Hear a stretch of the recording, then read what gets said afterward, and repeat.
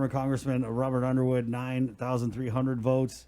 And then yourself, Republican a candidate for delegate Wil Castro, 5,942 votes. I guess we'll just give you the floor, Senator. Your reaction to these numbers and any message to the people out there.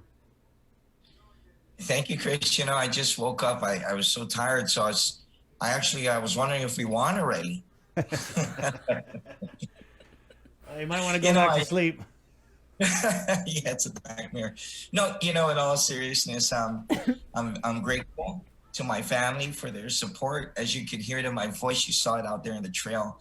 So many of my family members and our supporters, they sacrificed so much, and I want to thank everybody for their love and their loyalty and their resources. It took a lot of time and energy to put up yard signs and drive around the island and reach out to the voters. And to the voters of Guam, I'm so appreciative of the opportunity to have presented myself as a candidate. I'm most proud of the fact that we carried ourselves with dignity, and my children were a part of the process. And so they were able to see firsthand that whatever it is we were doing, we did it with love. We did it with all our hearts, and we worked really, really hard. I think we're cautious on one hand, but and it shows that even when you're provoked, right, that you can still engage in a conversation without being disrespectful. So it's a wonderful lesson for me in humility, in that I lost. It's a good lesson that for my children to lose with class, and to be grateful for the opportunity. So I'm just happy that people gave me a vote, and so thank you for that. Thank you for that. I'm sure there's going to be a runoff November 17th. The 17. Are you going to endorse or ask your supporters to vote any way in this runoff election, Senator?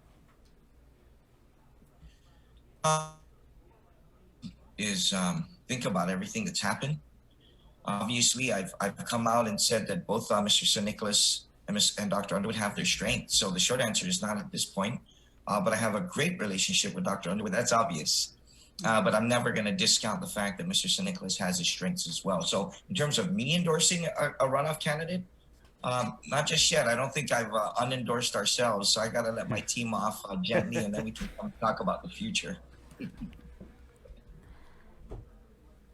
Well, I just got to say, I thought you ran a good campaign. I feel like, canceling of the primary obviously put you in the worst situation of the three, or of the other, of the candidates running for a delegate. But, the number of times we had you on here, Senator, I was impressed with what you had to say. Well, thank you, Chris. I thought at the times that we did have an exchange, remember Mike St. Nicholas was on for the chamber forum, and then Mr. Underwood and I were on for every other forum after that. And if anybody who is watching, you could see how Dr. Underwood would put himself forward, and that would prompt a reaction. But at the end of the day, I knew what I was doing. I knew what I needed to say in terms of a plan. That was his strength. And so thank you for the compliment, Chris. I expected less. You're a very hard critic. And so to have won even some of your respect is really cool, frankly. And that's good. I'm proud of myself. I think that's something else that you were a rough media partner, especially in my first term as a senator. Right.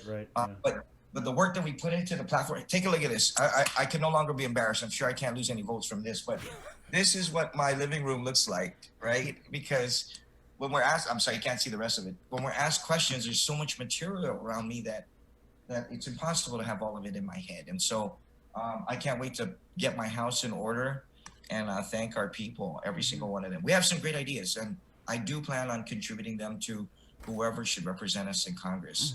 A lot of good ideas. Not all of them are my own, but certainly a lot of them were things that I was passionate about, even since my first term as a senator. And I'm sure you were very critical of that, perhaps. But these are great ideas that have been advanced in terms of strong regional partnerships. So, I look forward to the next delegate representing us better, whether it's Mr. St. Nicholas or Mr. Underwood. I'm proud of everyone's efforts. Well, thank you for always being accessible here on the show. But I know you still got some time in the Guam legislature and a lot of work to do. So good luck with that.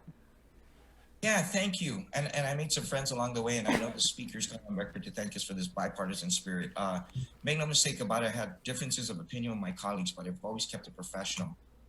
We'll see. We'll see what happens between now and January when the new legislature is inaugurated. But I look forward to re-engaging with the community, either as a teacher or some other professional. Thank you again. Thank you, KOA. All right. Yeah, and Senator, don't take it personal. I'm hard on everyone.